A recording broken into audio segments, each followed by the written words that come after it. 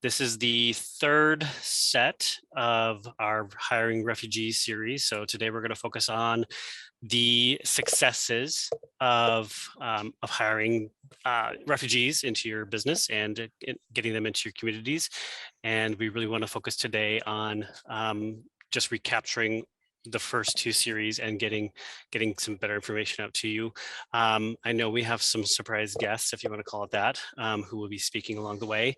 One of them dealing with some transportation. So if you want to go to the next slide, Erin. The agenda page. Is it going? Can you not see the agenda page? No, it has not changed. Oh, okay. There. Back one. Technical glitches. So basically with today's agenda, we want to get you who to connect to, how to contact, recapping again, and oops. The long-term implementations and kind of just hosting a discussion. If you do have questions, please put them in the chat box and we'll discuss them at the end. If you do have a name that does not match up to who you are on the participants, could you relabel that for us, please? I know we've had some glitches with who they are under, so just double check that. And then I am going to hand it off to Erin. Thanks, Drew. I'm going to see, has the slide changed yet for you guys? It's there we go. Okay, so connecting with refugee populations, I know that that's been a big question for a lot of employers. It's like, how do you reach out to these services? How do you contact them? And so here are three of the 4 refugee resettlement agencies in the central Iowa area. And so if you want to take a note or write some of these down, that's their main address and that is their main phone number. Just starting to reach out is going to be the first step. Catholic Charities, they focus a lot on the first 90 days and just getting all those appointments and those initial housing and other needs met. USCRI and Lutheran Services in Iowa also do the first 90-day focus and focus on employment placement as well. So just for your own purposes, please, write those down if that's something you want to start engaging the community with. Stephanie, is there anything you'd like to add? Yeah, so there are, and I can turn my video on here too. So there are actually 4 resettlement agencies in central Iowa. Lutheran Services in Iowa also works in Sioux City. USCRI also has a satellite office in Cedar Rapids at the Catherine McCauley Center. But any of the resettlement agencies, and I know that there was a mention of a 4th, International Rescue Committee actually just opened an office in Des Moines July 1st. So in central Iowa, we will have 4, and all 4 agencies and each of the sites throughout central Iowa do work on the first 90 days, but all of them also have match grant, which we'll talk about later, that can help extend services up to 180 days. And then beyond that, each of them also have programs alongside the Bureau of Refugee Services that help refugees and former refugees for up to 5 years as well. So they're really great contacts to build direct relationships with in terms of hiring newly resettled, or even those that have been here for a few months or a few years, but hiring new Iowans. And I'm always, if anyone has questions about kind of who does what and where, like I am always more than happy to help connect those dots after the webinar today as well. And I can add my email into the chat. Thanks, Stephanie. I appreciate that a lot. And then we're going to move on to Edgar. Edgar, go ahead and. Okay. Thank you, Erin. Just to echo what Stephanie's saying, Stephanie is a great resource for anybody that has questions and wants to know where or the how. She's definitely a great resource. I definitely encourage and invite everyone that wants to know more about this to contact her. Anybody of us can help, but she's a mountain of knowledge. Again, my name is Edgar Ramirez. I'm a workforce liaison with the Bureau of Refugee Services. It's just recently a new position. Many of you may know the Bureau of Refugee Services was previously located in Carpenter Avenue, has recently relocated to 420 Watson Powell Jr. Way, right next to the Department for the Blind here in Des Moines. Just a little bit about the Bureau of Refugee Services. Like Stephanie said, they provide services to new foreign-born Iowans, any recent arrived refugee to Iowa for up to 5 years. They work jointly and very close with the resettlement agencies. The resettlement agencies have a matching grant which we're going to talk about later again. But thereafter, the Bureau is heavily involved, and for anything regarding employment, the reason, hence my position here. I work out of the IowaWORKS office at 200 Army Post Road, excuse me. So anything to do with employment, whether it's workforce recruitment, recruiting, retention, etc., you feel free to contact me. My information is there. I'll be happy to assist any of you. Thank you. And then we also have a resource here from the RACI Refugee Alliance of Central Iowa. This is a resource guide that's actually, you can access it from their website. I have the link here for their Google Doc, and I will open that for you guys. Maybe.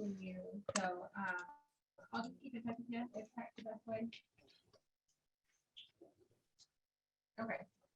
Can you guys see that? We just see the slide, Erin. Just the slide, not okay. So I will have to get out of that then.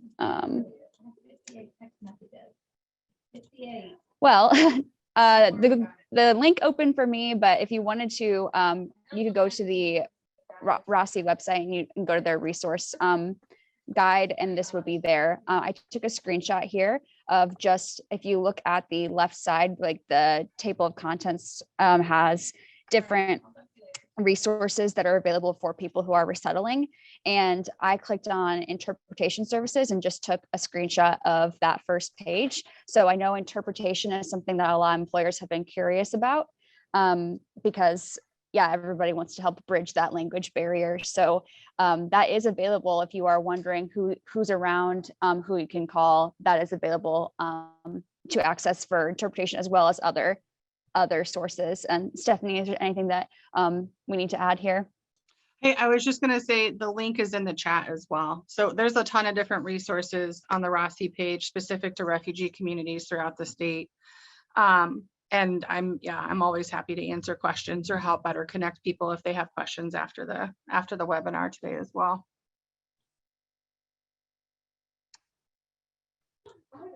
And Awesome. here we have some community-based English learners, language learners classes throughout the metro.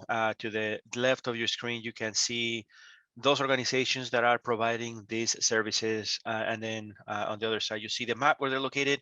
This is a good resource. Again, one of the barriers that we identified constantly is the language barrier.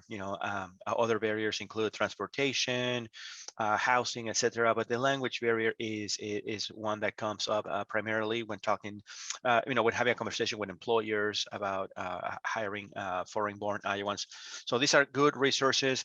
It's just a reminder that it is not all intended for employers to assume all responsibilities to make this happen, or for employers to perhaps have the funding or make anything. There's many different resources available. On the previous slide, the resources that are available in the RACI website, some of those will direct you to those answers, to answer some of those questions as to how can I fund, where can I find these, who can I contact for this. So just remember that it is going to take the whole village to help the village become a better village. So employers have the employment, we can help with recruitment, somebody else has the English language classes, somebody else will have the transportation. So again, just a reminder that it will take a collaboration between us all to make this happen. So this is a great slide.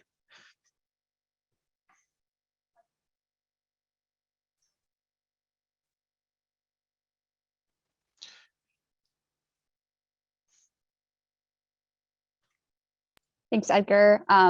Yeah, so, and moving on from that, or in conjunction with that, resettlement agencies do have their limitations, right? They're so helpful. They take on the biggest hurdle with newly arriving people. So they definitely are, you know, in the weeds, you know, working really hard to help these people who are newly arriving into Iowa, but they do have limitations, and we do need everyone to kind of work together to make the whole system work. So Stephanie, would you like to take it away?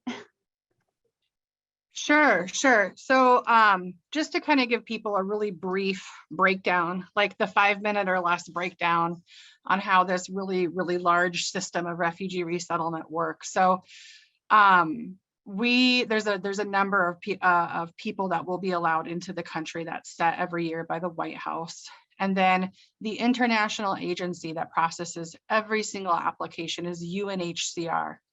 UNHCR works with the United States Federal Office of Refugee Resettlement to determine who's going to go where. There are 9 agencies across the United States. They're called VOLAGs, or voluntary organizations, that are the organizations approved to be able to do resettlement across the country.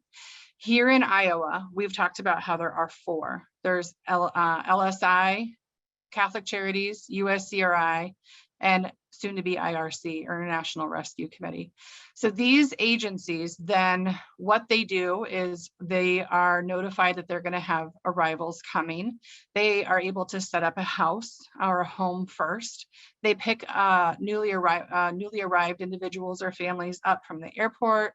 They take them to their home, and then they really get to work. They get to work on enrolling them into healthcare, into school.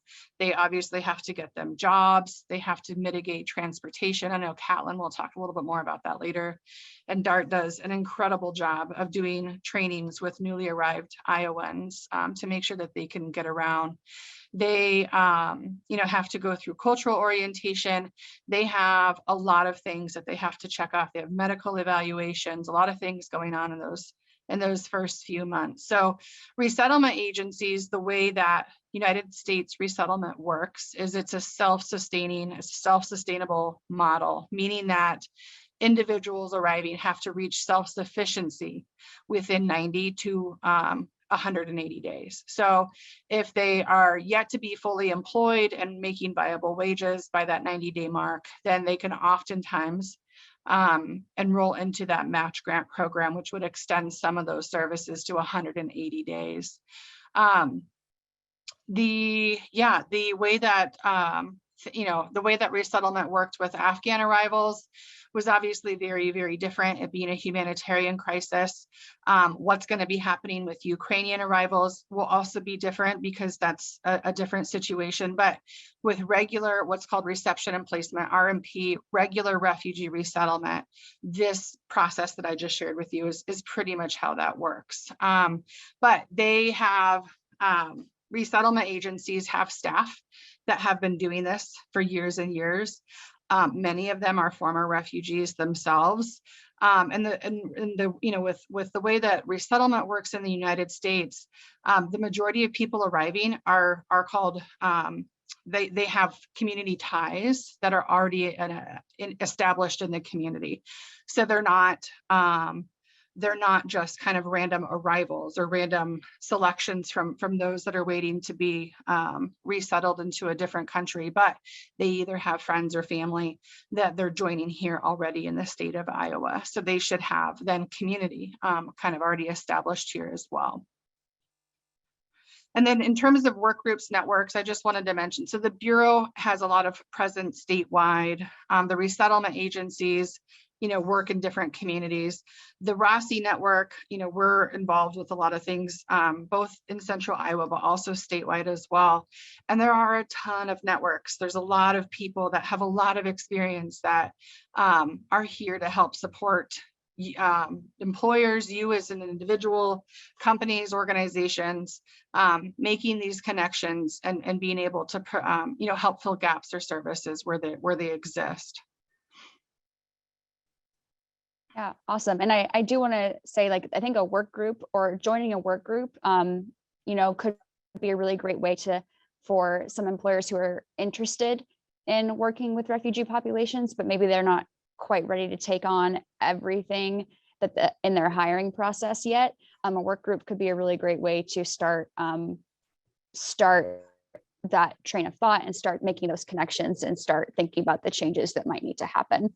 So, hey, Drew, would you be able to add your email into the chat as well? Drew is actually one of the co-chairs of our economic mobility work group, which really helps navigate some of the employment, some of the housing and financial education as well. But he's one of the two co-chairs of that group. And there's, no financial commitment, even there's no requirement to joining that group. It's open to people that want to learn how to work in those spaces and serve refugee communities better. Thanks, Drew. Awesome. Thank you so much, Stephanie. And then Edgar, did you want to talk about some other resources that are available?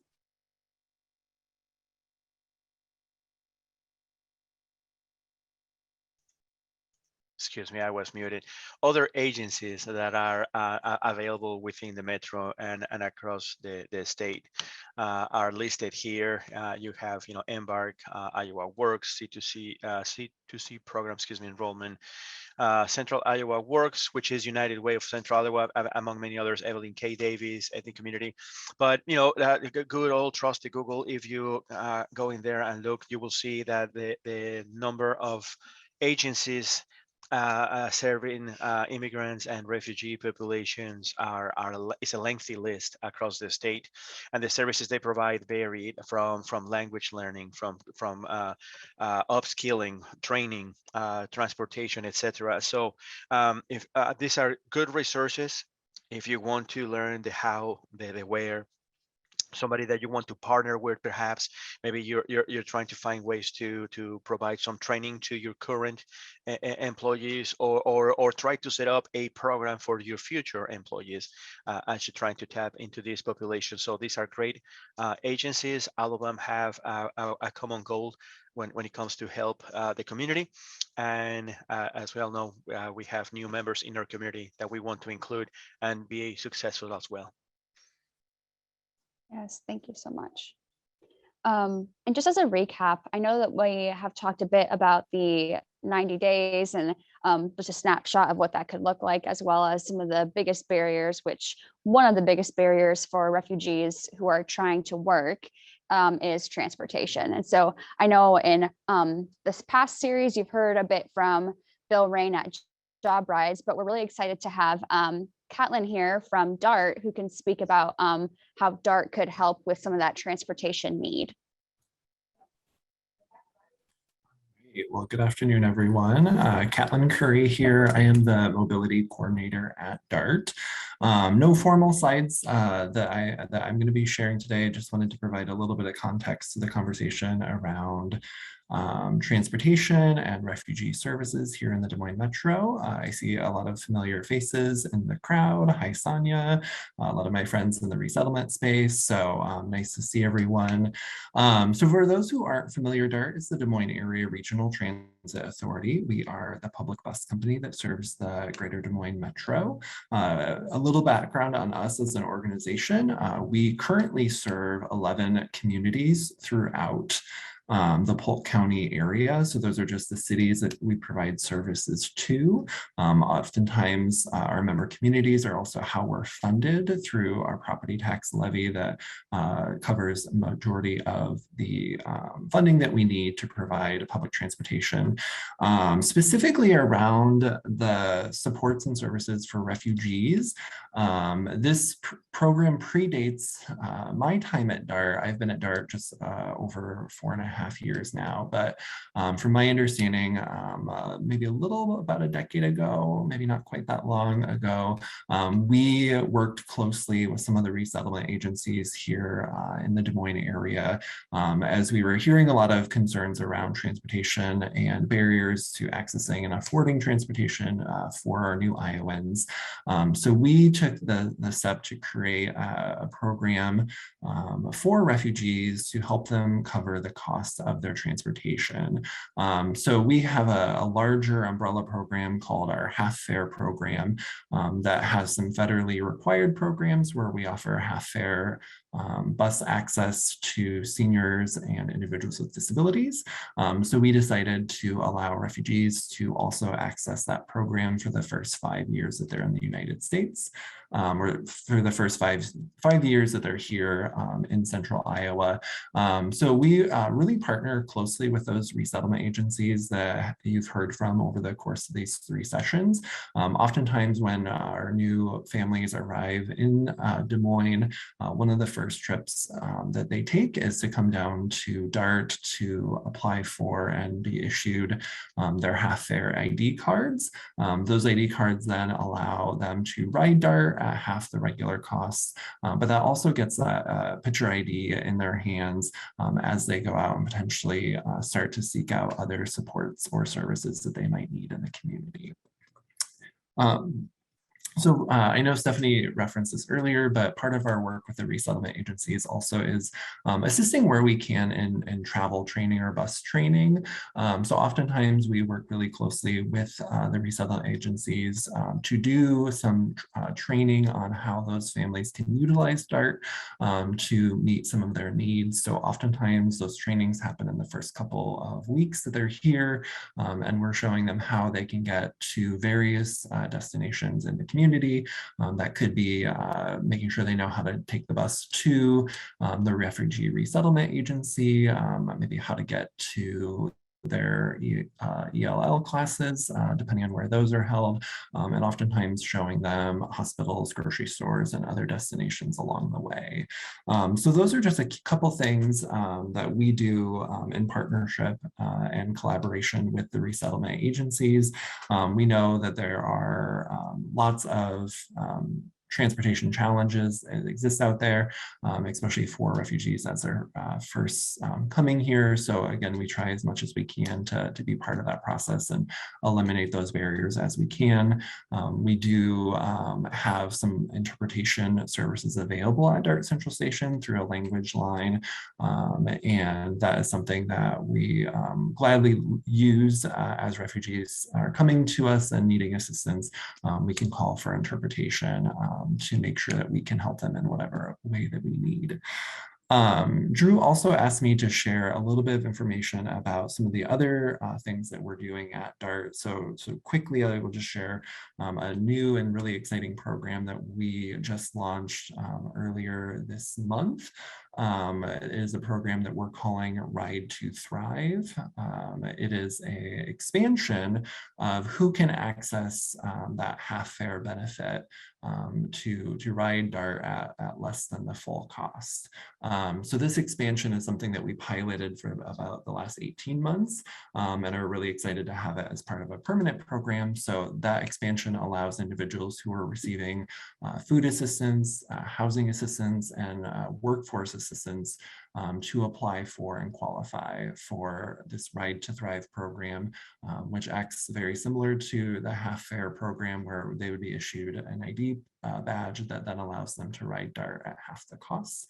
And that program will allow them to access that cost reduction for a period of 2 years. And all they need to do to access that is come to DART Central Station, bring a photo ID with them, and then a form or a document, some document that shows that they're receiving one of those benefits. So for example, if someone is on food assistance and they receive that benefit through DHS, such as the SNAP program, they can bring us the letter that they get from DHS, their notice of decision, and then we use that as proof of eligibility and get them enrolled in the program. So again, that's a new program that we are just launching. Really excited to be able to offer that to our community, because we know that costs can be a barrier a lot of times for our community members. So, and I will put my email in the chat if there are any questions that people might have that they want me to address. Thanks. Wonderful. Thank you so much for all that really great information. I learned a lot just from that, so I really appreciate it. Something else we wanted to just kind of recap was the chain of communication. So Stephanie gave a really wonderful illustration of that first 90 to possibly 100 days that a refugee will experience like with their resettlement agency. But we didn't want to talk about, you know, the difference between employing newly arrived refugees and versus current residents, people who might have been here already for a year or more, who still have some of the same barriers. You know, their English is still not super high proficiency, and they still don't have a car, they still don't have a license, some of those things that still exist with current Iowan residents. And so there, as an employer, there's going to be like different struggles and different ways of navigating someone who's brand new, just getting here, versus someone who has been in Iowa for a little while. And we really want to talk about how the Bureau of Refugee Services can also assist with navigating and helping create a plan for both of those kind of populations of people. So Edgar, did you have anything you wanted to add here? You know, it is again, like Erin was saying, you know, there's many how would I call it, obstacles, barriers that are identified, you know, and this is one of them, you know, the transportation, but also as far as the services that are available are many, you know, that can be beneficial to employers and or new Iowans. So please don't be afraid to contact any of us if you need any assistance. We will be happy to assist. Awesome. So some implementations that we would like you know, employers to kind of consider. We have kind of targeted 5 different things. And so the first one that I want to talk about is middle management. So no matter how large or how small your business model is, there's going to be people who are working with, you know, new employees every day.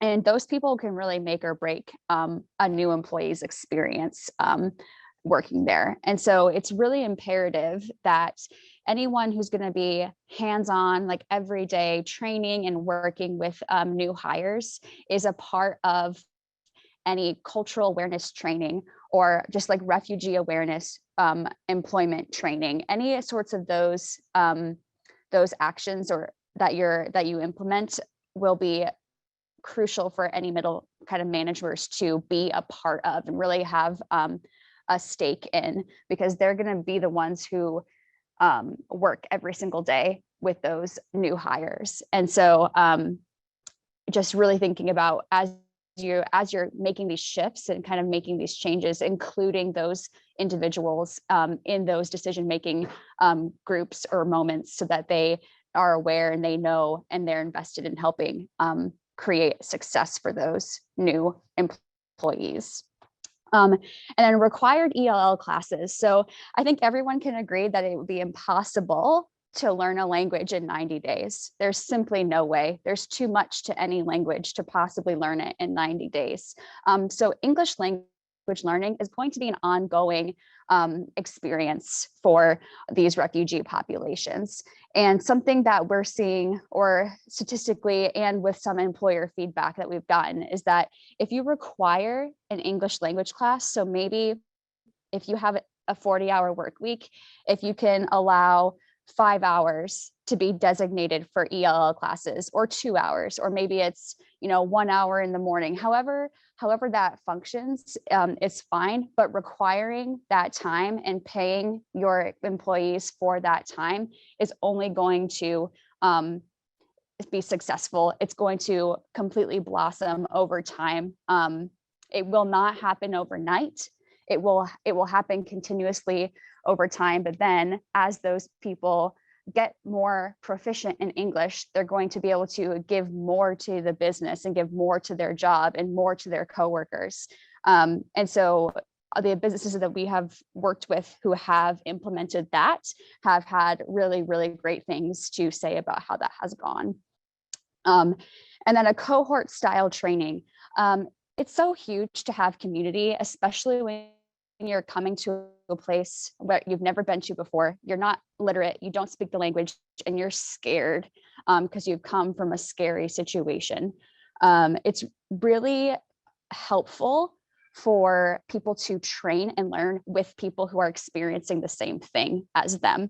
So a cohort style training is something that we would recommend considering. So hiring on even 2 or 3 people of the same community at the same time would be better than one person by their lonesome, because that's going to be very isolating and much harder for that person to be successful. Whereas hiring more than one at the same time so they can learn together and grow together is showing to be more successful for those people. So, and then Edgar, do you want to talk about the other 2? Absolutely. Thank you, Erin. So I'm gonna first talk about identifying leaders. That is gonna go kind of hand in hand with upskilling over time. So for everybody on the call right now, that leadership may not be for everyone. Not everyone is fighting to get into those positions. There is great interest, and sometimes not everybody may be fit to take on that role. But recognizing and encouraging your current employees, or future employees, to engage on leadership behavior, to engage on becoming a leader, is going to help you as an organization, is going to help you individually, perhaps, and it's also going to help your employees grow, interact with clients, if is that what your organization has as clients. If you are more on a manufacturing setting, it's going to help them understand the reason, the purpose, the why is it that we're doing this. So identifying leaders is key, as to grow your culture, grow your company, diversify it, but also it's going to be your best recruiter. Maintaining people at entry-level positions sometimes is not an employer's decision. Sometimes it is the employee decision itself. This is comfortable, I'm happy where I am, I don't want to move. Humans do not move if comfort is there. Humans usually move when it's not comfortable. That is something I learned by being in the service. When you're uncomfortable, you move. But if you're comfortable, you're not going to move. But sometimes that's where leaders come in, and they encourage others to become leaders, especially when you see that they have those qualities that companies seek on leadership, whether they're good communication skill, they seek to learn more, they seem to be participant into the organization, and sometimes they may have different approaches to your process. Maybe your process is to go A, B, C, and eventually by giving somebody the opportunity to become become a leader, they might have a way to change the process into more effective. Not necessarily change things, but make it more effective. Streamline everything, and that kind of goes in hand with upskilling over time. With goes what Erin was talking about, the middle management, the English classes, the cohort style. Upskilling over time is definitely going to be beneficial to any employer. When you have somebody coming in, a foreign-born Iowan, a refugee coming into your organization, perhaps they're going to have limited English language skills. Perhaps they're going to have little work experience, so they're going to take on those entry-level positions that are compatible with their skills at that present time. However, being able to provide them opportunities to grow, kind of grow your own, is not only going to ensure that you're retaining them, but again, they're going to become your best recruiters, providing them English classes, making those English classes available, providing them ways to move up to a different position. Maybe right now you hire me and my English is very limited, but you are providing me English classes, so you and I are going to coming to perhaps a contract that at the end of my year, during my annual review, you can see that maybe I made some progress on my English classes. Maybe I went from level 1 to level 4 within the last year. So that's going to perhaps give me a certain amount, monetary amount as a raise. Maybe I'm going to get a raise based on that. Maybe you are requiring me to take the English classes, and the goal will be for me to become your next machinist, your next maintenance man, your next lead person. So upskilling over time, it's not going to happen by itself. If the foreign-born Iowan, the refugee, does not see that pathway, they're not going to perhaps raise their hand or look for it. But if we make that pathway available and we'll let them see what are the steps to take, and it may not be a whole lot of people may be interested. Maybe one person will be the first one to go. But again, as usually happens, once the rest of the team sees one person going, there may be somebody else interested, and so forth and so on. And it's going to be very, very fulfilling for the employee, but it's also going to be a great success for the company as you're growing your retention is going to grow. You're not going to perhaps have to be looking for employees as constant as you have been in the past, and then again, they will become your best recruiters, where they're going to have a friend that knows a friend that has a cousin, has a neighbor that wants to work here, and then eventually you will have people knocking on your door. So these are definitely many implementations to consider. There's many ways, shapes, and forms that they can how they can look and how they can make happen. So absolutely recommend. Yeah, thank you so much, Edgar. I also wanted to invite, we have an employer on the call, Lillian, who might have a few things to add in her experience employing refugee populations. I don't know if you want to say anything, Lillian. Hello, hi everybody. My name is Lillian. I'm an owner of Clinic for Hope. For me, as a refugee here in America and now employee refugees, I greatly appreciate all that you guys are doing for refugees community, because when I come here 17 years ago, it was really a struggle because there is no system put in place to help refugees to make their life better or see a better life in America.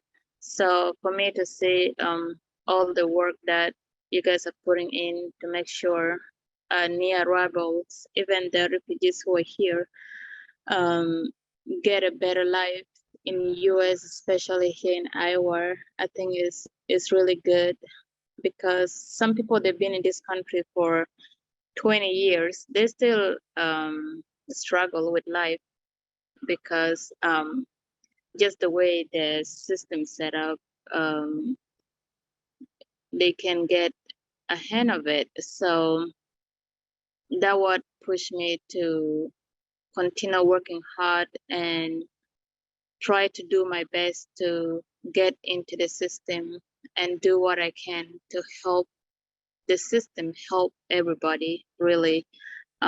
Not only refugees, even the US citizen who are living here, because if we don't understand who refugees or what is their need, it's hard for even the citizen here to help. But if we take time to understand them and figure out how we can all help each other. I'm a writer, I write a book, I have a book almost coming out, but my second book will be like, Teach Me How to Love You. That's the thing that I truly believe, because if I don't teach you how to treat me or how to live with you, you will not know. And if you don't teach me how to live with you or follow the rule and love you, I will not know. So I truly believe in the power of coming together and work together to help our community, help our society. I think it's a great thing that we are all doing here. So I greatly appreciate it. Thank you so much, Lillian. That's really awesome. I didn't know you were writing a book, so now I'm going to have to look it up. But thank you so much for that perspective. We just wanted to share some upcoming events in case you were thinking, you know, I really want to get involved and I want to know how to start meeting these people and getting, you know, getting that face-to-face sort of interaction. We do have some upcoming events. Edgar is working really hard on a job fair in August that's going to be foreign-born Iowa based. And I will let him talk about that because he has a lot more information than I do. And then Stephanie at RACI has a Refugee Summit that happens, I think, every year, maybe twice a year, but I'll let her speak about that as well. And then the Lutheran Services of Iowa, just so everyone knows, there's a farmer's market there every Saturday. So if you are over the downtown farmer's market and you want to check out a different market, that is at their location right by Drake. And that is all like food that they have grown, or that they, food that they have grown. So you're directly supporting those individuals. But Edgar, would you like to talk about the job fair?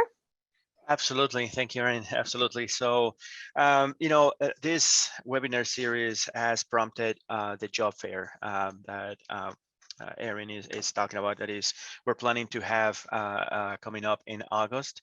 It's basically a foreign-born Iowan job fair. You know, Iowa has been open and has been welcoming refugees, immigrants from other countries for decades, since the 70s, after the Vietnam War. You know, that is coming up in this 50th year, actually.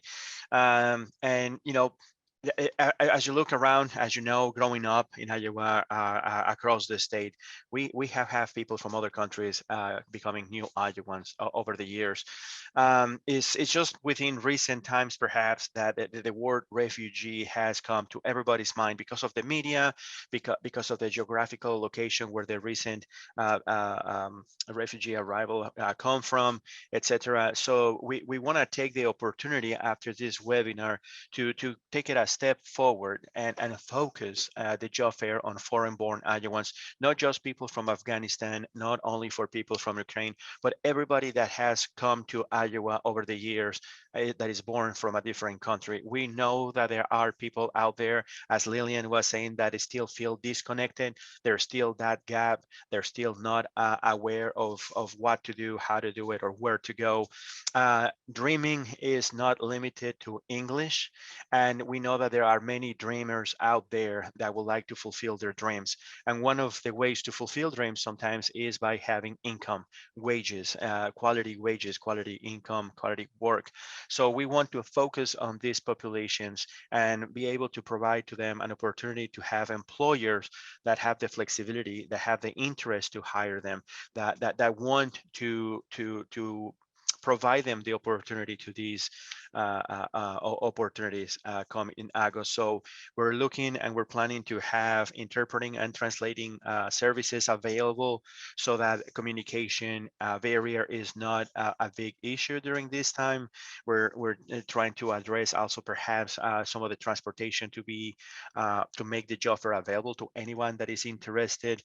So if you are an employer that is interested, willing and has the flexibility to employ foreign-born Iowans. Again, not just from Afghanistan, not only from Ukraine, but from all the countries that that people represent, new Iowans represent currently.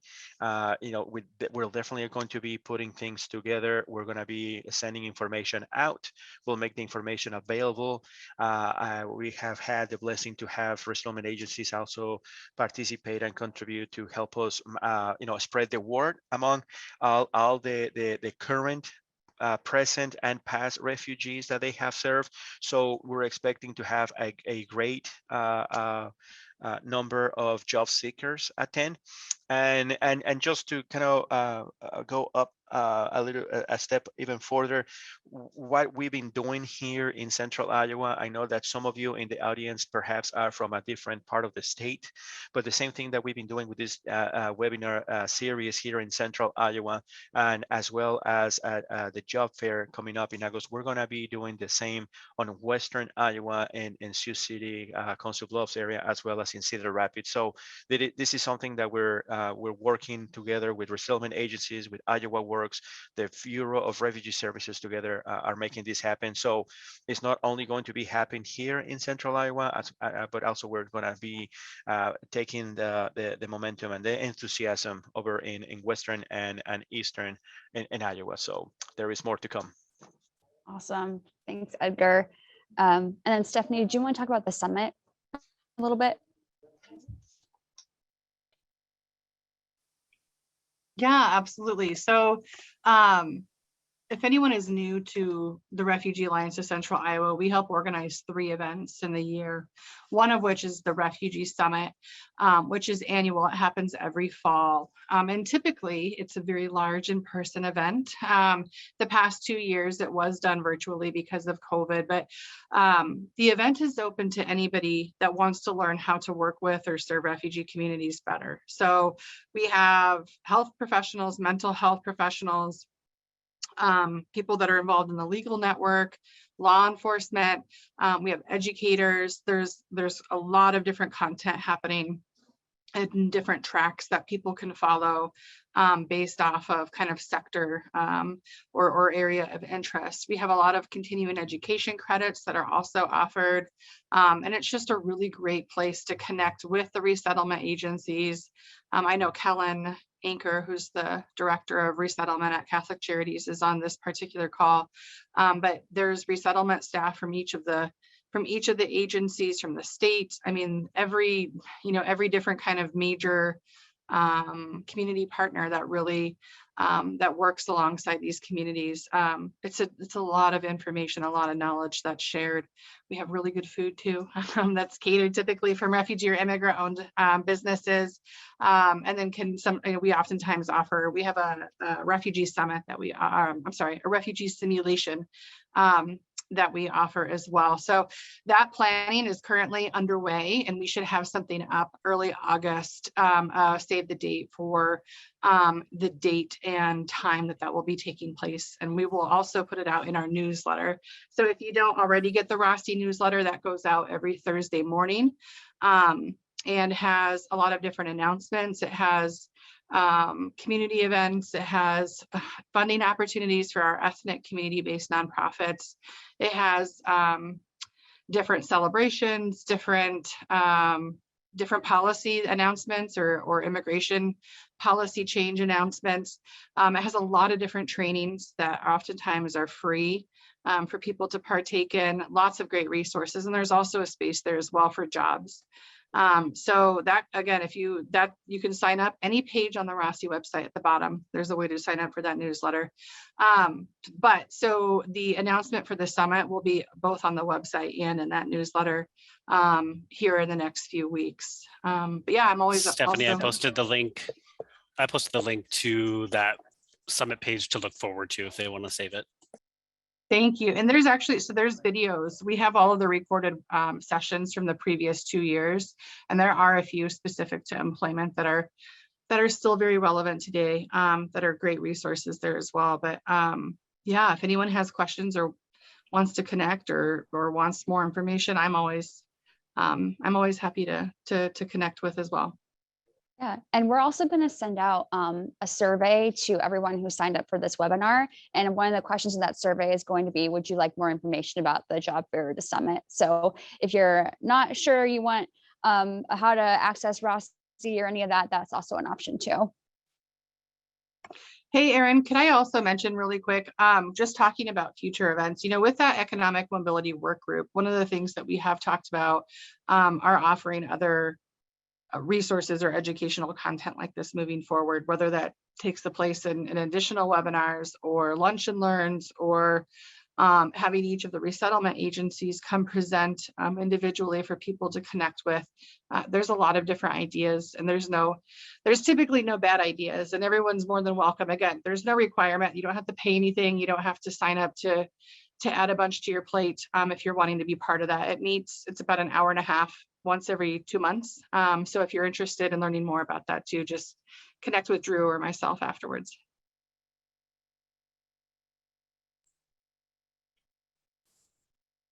Thanks, Stephanie. And kind of as we wrap down the hour, we do have extra time saved, about a half hour, if we do have questions or concerns that people want to openly chat about before we get to the questions. But again, I want to thank everyone that has helped in this.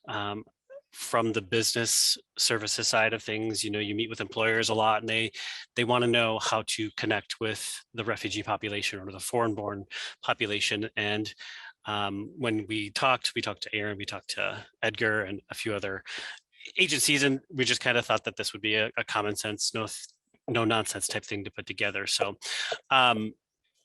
I wanted to kind of, maybe Aaron, do you want to unshare the presentation? Because I feel like if we could get Lillian to maybe go in a little bit more about what she does with her organization, because I think that was some very great information yesterday. So Lillian, are you on? Yes, I am. Sorry. Yeah, you're fine.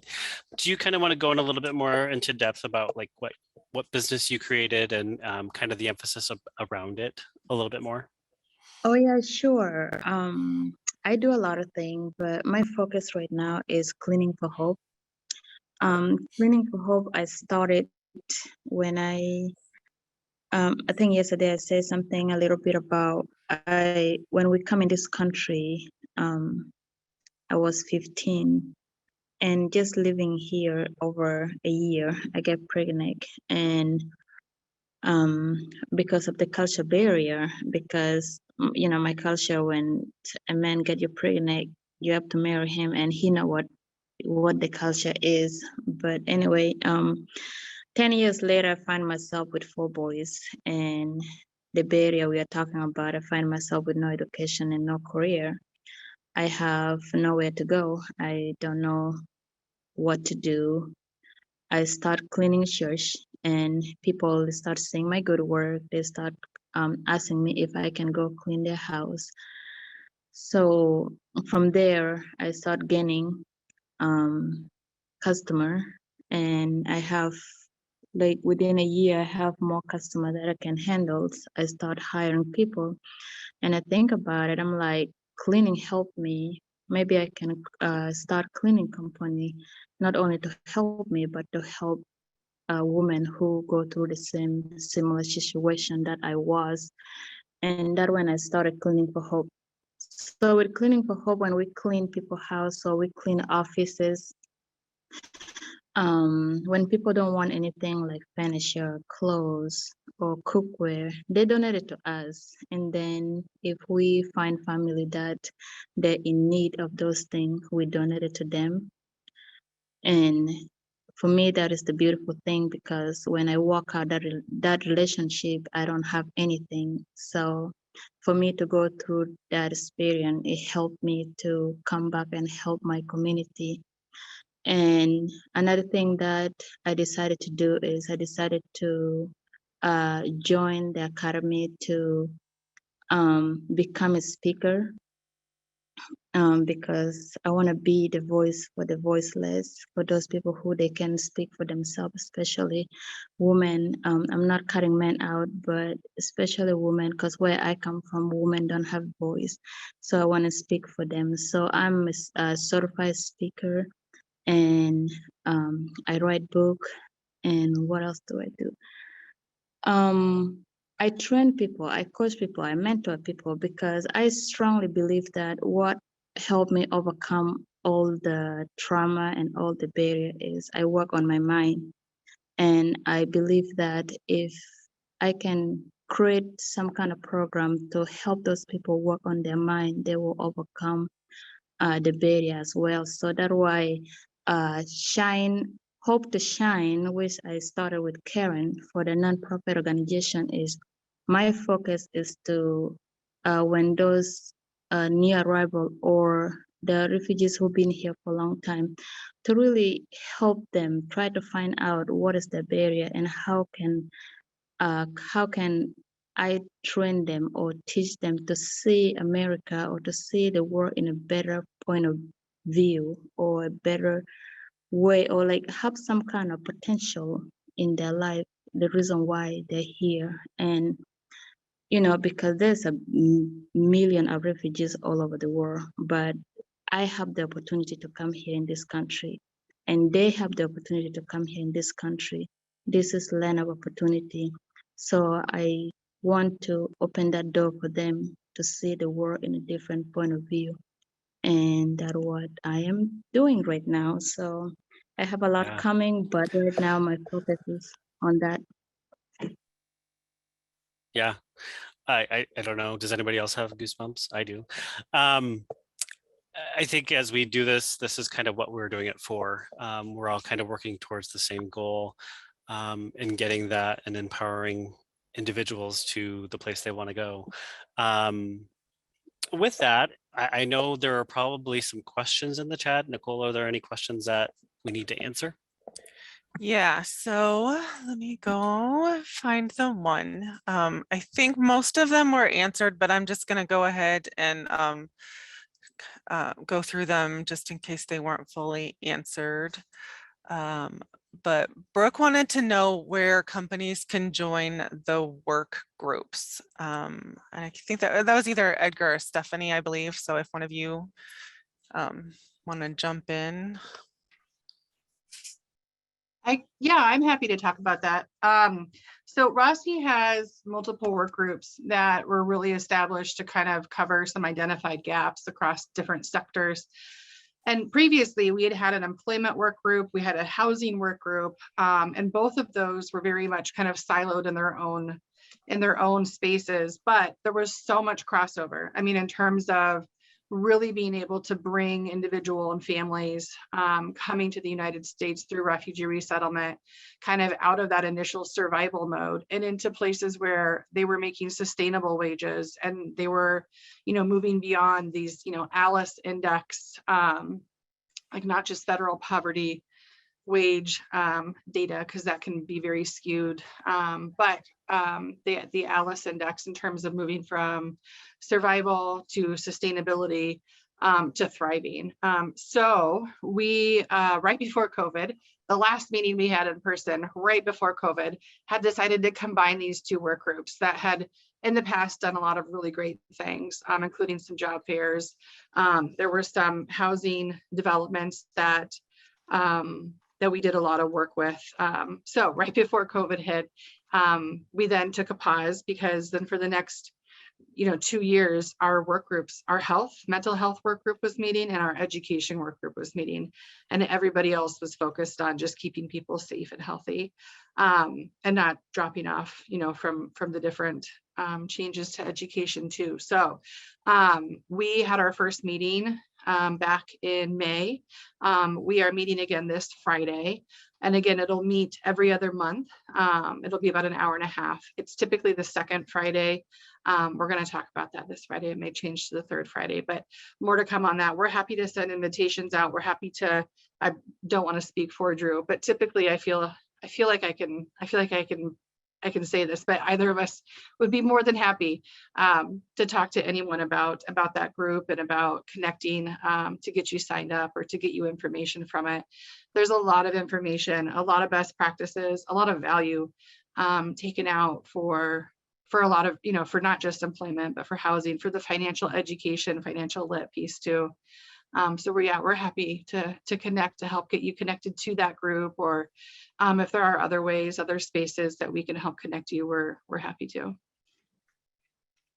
And I just posted that link in the chat Okay, to connect to the work groups.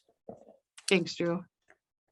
And so the next question, Anita wanted to know if there are any agencies in Southeast Iowa, or is Cedar Rapids the closest? Edgar, I think you kind of touched on out of state, but whoever would like to take Correct. that. Yeah. So it's Catherine McCauley Center. Catherine McCauley Center in Cedar Rapids. I'm going to be sharing this here on the chat, their name and their address here shortly. But they are, it could possibly be considered the only resettlement agency on Eastern Iowa. There are others that are based out of Illinois and out of state, but Catherine McCauley Center specifically is in Cedar Rapids. Hey, and then I've got some additional information about that as well. So we do get some spillover from World Relief. So that's one of the other 9 agencies that I talked about earlier. So they're based out of Moline, Illinois. So they really work across the Quad Cities. When people do initial refugee resettlement, they really want to place people in homes where they can take public transportation to be able to get back to the refugee resettlement office for a lot of the different follow-up appointments that have to happen. And so with that office in Moline, Illinois, we do get quite a few people in Davenport. Each of the VOLAGs across the country have a 100-mile radius limitation. But again, oftentimes the focus is on families being able to get themselves back to those appointments. So there are people in Davenport as well. Perfect, thank you. And then another question, Sonia wanted to know about driver's license services helping there. I know you answered that. I didn't know if you wanted to add anything else or just kind of put a little plug in there. I'm not sure if you need to add anything else there. An additional one that I don't think was written in the chat was there's one in Central Iowa that focuses on adult learners, like adult driving learners. And that is like Street Smarts or Streetwise. It's one of those. And so that's something that you do have, it has a cost, but possibly with partners at the Workforce Development Center, that might be able to be something that can be looked at if that's something that someone's interested in. And I would just add, this is Catlin again, that there are a lot of resources available through the Iowa DOT. They've done a relatively good job, from my understanding, in making sure that there are training manuals available in a variety of different languages for individuals who might be interested in doing some self-study. So that would just be another thing that I would call attention to. But I know here locally, there are a couple of programs that do offer some assistance in getting driver's license or learning how to do that, which in the chat were listed. iCoach, which is the Iowa Congolese organization on, oh my gosh, Stephanie, you might need to help me. I always forget what their acronym is. And Center for Healing. Thank you. And then Oak Ridge Neighborhood, who does some driver's license training as well. And then I know the Bureau of Refugee Services launched a program last year, and they were going to start some classes that were specific for CDL licensing. I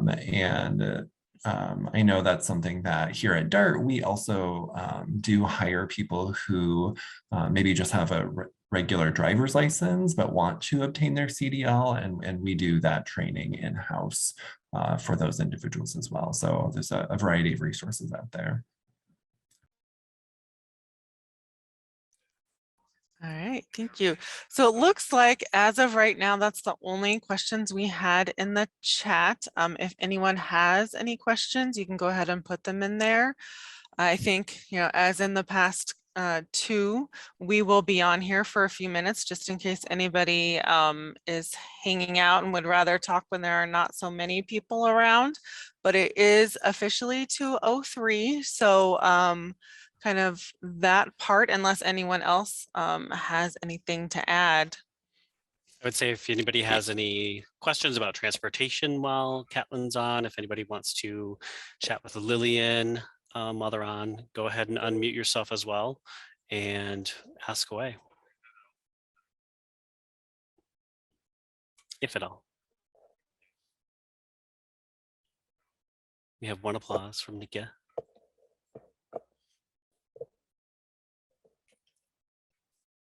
Anyone?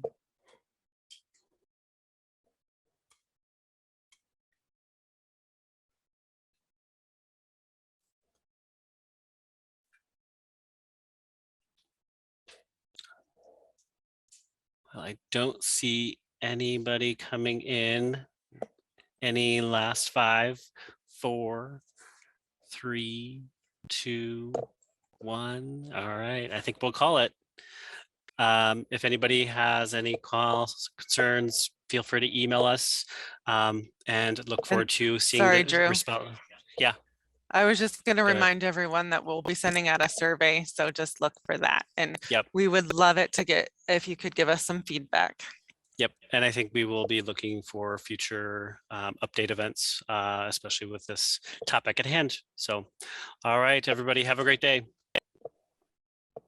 Thanks, Stephanie. you. Thanks, Caitlin. Thanks, Drew. Lily.